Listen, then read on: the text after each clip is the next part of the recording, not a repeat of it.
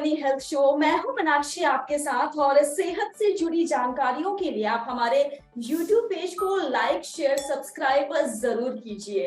हम सब जानते हैं आज के टाइम में कॉन्फिडेंस सबसे ज्यादा इंपॉर्टेंट होता है। हमारे कॉन्फिडेंस में जो हमारे हेयर होते हैं वो बहुत इंपॉर्टेंट रोल प्ले करते हैं। इसी टॉपिक पे आज बात करने के लिए मैं बुलाना चाहती हूँ डॉक्टर MM गुप्ता को, जो कि प्लास्टिक एंड कॉस्मेटिक सर्जन है और एज अ डायरेक्टर ये काम कर रहे हैं revive clinic and Ganga cosmetic surgery centre में। पिछले 15 सालों का इनको एक्सपीरियंस है। So hello doctor, welcome to our show.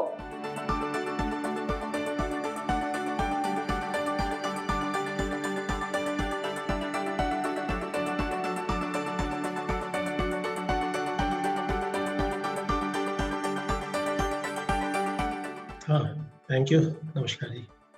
Sir, अक्सर हमने देखा है कि आजकल लोगों में हेयर की प्रॉब्लम बढ़ती जा रही है।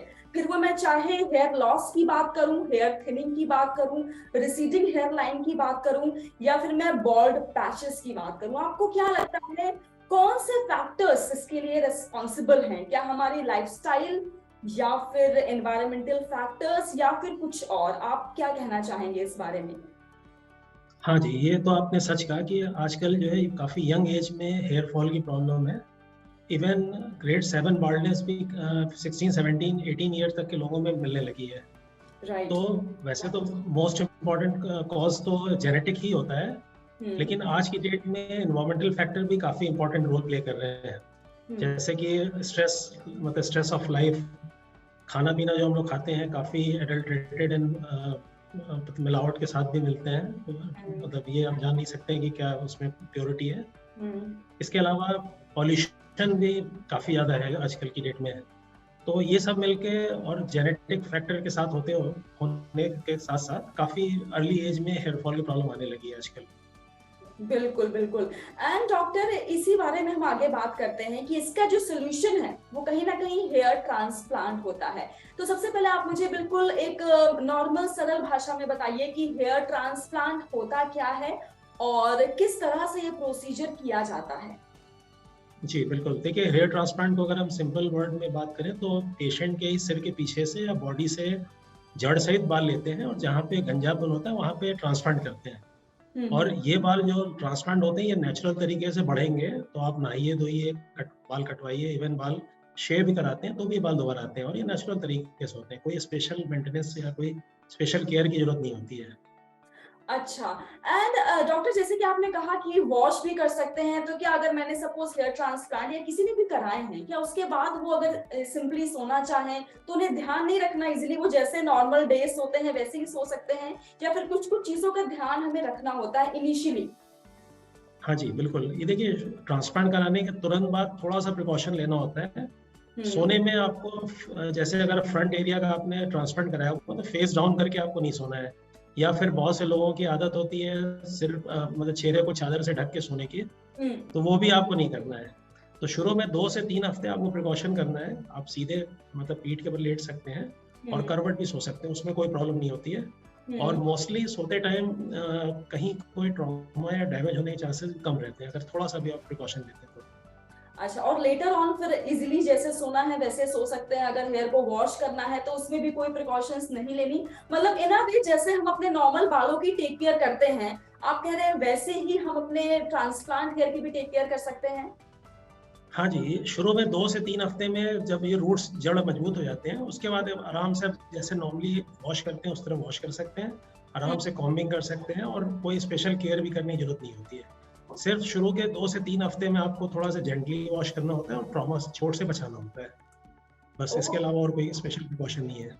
ये बहुत अच्छी बात आपने कही है, बहुत अच्छी तरीके से आपने समझाया है। तो जितने भी लोग थोड़ी कश्मकश में थे कि हेयर ट्रांसप्लांट कराएं ना कराएं, बाद में मेंटेनेंस मुश्किल हो जाएगी, वेल ऐसा कुछ भी नहीं होने वाला है। अच्छा डॉक्टर, आप मुझे ये बताइए कि क्या ये जो प्रोसेस है क्या ये पेनफुल होता है, या फिर ये सिर्फ एक नहीं, मिथ?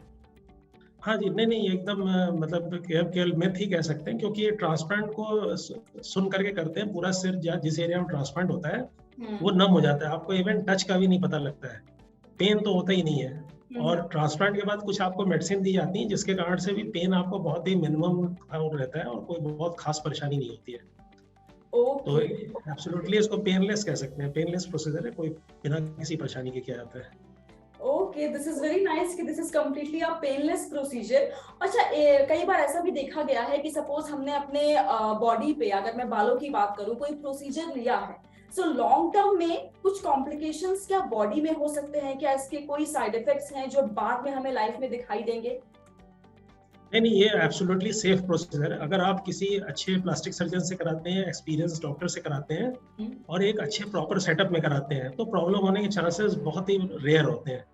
आजकल आपने कई बार न्यूज़ में पढ़ा होगा कि किसी पेशेंट में कॉम्प्लिकेशन हो गया, इवन कई पेशेंट्स की डेथ भी हुई है।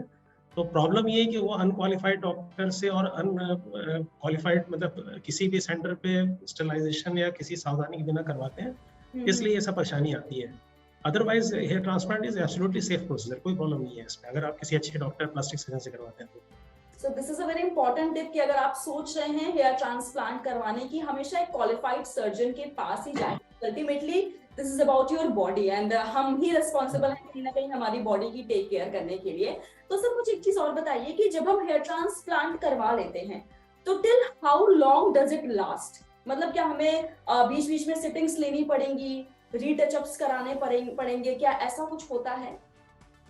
नहीं, वैसे तो ये ट्रांसप्लांटेड हेयर काफ़ी स्ट्रांग होते हैं और लॉन्ग लास्टिंग होते हैं, लेकिन कितने साल चलेंगे ये तो बताना बहुत मुश्किल होता है। लेकिन जैसे 15 सालों से ज़्यादा एक्सपीरियंस मेरा है, उतने दिनों में मैंने बहुत से पेशेंट, हज़ारों पेशेंट के ट्रांसप्लांट किए हैं, तो अभी तक तो कोई पेशेंट ऐसा नहीं आया कि उनके बाल टोटल गिरे। ओवर द पीरियड थोड़े बहुत मामूली हेयर फॉल हो सकता है। अगर ऐसी कुछ प्रॉब्लम आती है तो डॉक्टर से आप कंसल्ट करिए, उनका आपको ट्रीटमेंट मिलेगा और फिर से बाल आपके अच्छे हो जाएंगे, कोई उसमें प्रॉब्लम की बात नहीं है।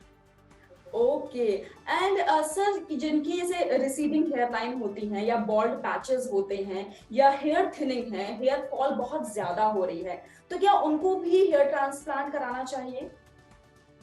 हाँ जी, ये देखिए ट्रांसप्लांट बेसिकली ऑन डिमांड से प्रोसीजर होता है। अगर पेशेंट को लगता है कि उसके बाल कम हो गए और कॉन्फिडेंस लूज हो रहा है और लुक कुछ कम हो गया, तो आप ट्रांसप्लांट बिल्कुल करा सकते हैं।